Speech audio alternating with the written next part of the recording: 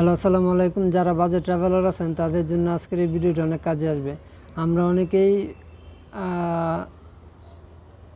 By রোডে India যাই, তো তখন দেখা যায় যে অনেক সময় আমরা ডলার নিয়ে যাই, অনেক সময় বা বেশিরভাগ সময় বাংলা টাকা নিয়ে যাই। তো তখন দেখা যায় যে এখানে আমাদের বর্ডারে গিয়ে টাকাটা ভাঙাতে হয়।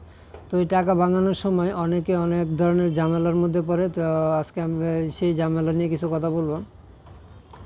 তো এখানে প্রথম কথা হচ্ছে অনেকে আপনার পাসপোর্টটা নিতে চাইবে, নিয়ে বলবে যে আপনি আমাকে পাসপোর্টটা দেন, তারপর আমি আপনার টাকাটা ভাঙিয়ে দিতেছি বা এরকম কিছু একটা।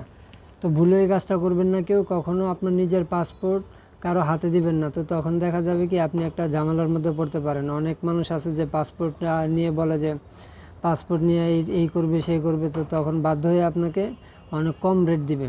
টাকা ভাঙানোর সময় আপনি অনেক কম রেট পাবেন তখন। তো যে কোনো জায়গায় যা কিছুই হোক আপনার পাসপোর্ট আপনার হাতছাড়া করবেন না।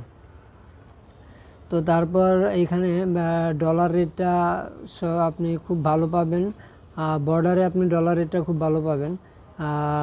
কলকাতার ভিতরে গিয়ে ভাঙানোর চাইতে বর্ডারে আপনি খুব ভালো মানের রেট পাবেন।